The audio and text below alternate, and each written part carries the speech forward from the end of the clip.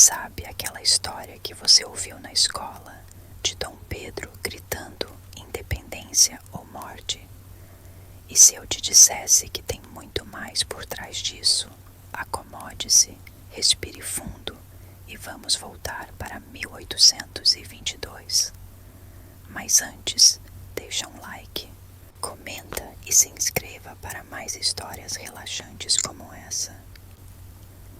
Hoje eu quero te contar uma história que talvez você já tenha ouvido na escola, mas que agora vai soar bem diferente. Feche os olhos, respire fundo e vem comigo conhecer toda a jornada da independência do Brasil. Imagine o Brasil em 1500. Uma terra vasta, cheia de florestas, rios e povos indígenas com suas culturas únicas. Aí chegaram os portugueses. Começava ali uma história longa, intensa e cheia de reviravoltas. Durante mais de 300 anos, o Brasil foi colônia de Portugal. Isso significava que tudo o que era produzido aqui, o pau-brasil, o açúcar, o ouro, era mandado para a Europa. Portugal controlava o comércio, as leis, até mesmo o que podia ou não ser impresso por aqui. Você sabia que não se podia ter gráficas no Brasil? Pois é, os livros tinham que vir de fora. A gente vivia meio no escuro, dependente de tudo. A economia girava em torno da agricultura e da escravidão. Homens e mulheres africanos eram trazidos à força para trabalhar nas lavouras de cana e depois nas minas de ouro. A riqueza saía daqui, mas o povo mesmo pouco via disso. Avançando no tempo, chegamos a 1808, um dos momentos mais inusitados da nossa história. Sabe por quê? Napoleão Bonaparte, o imperador francês, estava invadindo a Europa inteira e ameaçou Portugal. O que a família real portuguesa fez? Fugiu. Sim, eles embarcaram em navios e atravessaram o oceano rumo ao Brasil. E assim, o Rio de Janeiro virou a capital do Império Português. Nunca antes na história, uma colônia havia se tornado sede do reino. Dom João VI trouxe milhares de pessoas com ele: ministros, criados, soldados, bibliotecas inteiras. A cidade mudou, ganhou teatros, bibliotecas, uma imprensa, mas é claro que nem tudo era flores. As mudanças beneficiavam os ricos e as desigualdades continuavam enormes. Em 1815, o Brasil foi elevado à categoria de Reino Unido, a Portugal e Algarves. Um nome bonito, mas que escondia tensões, porque muitos em Portugal queriam que a corte voltasse. E em 1820 começa a Revolução Liberal do Porto.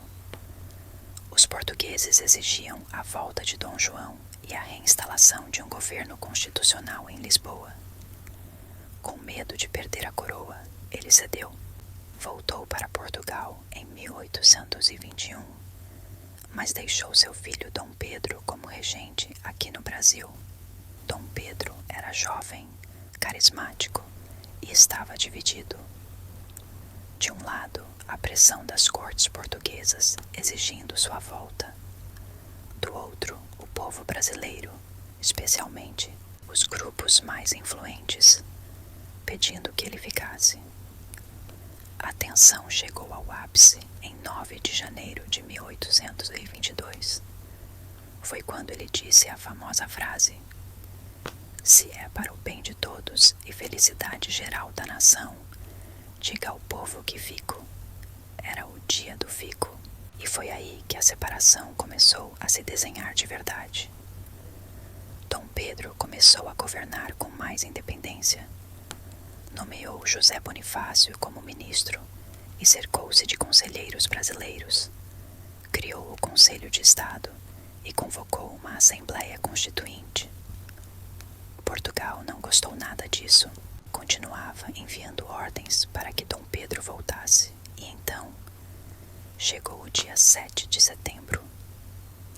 Dom Pedro estava em viagem para São Paulo, às margens do riacho Ipiranga, quando recebeu cartas de Lisboa exigindo seu retorno imediato. Ali, naquele momento, ele decide romper de vez. Independência ou morte.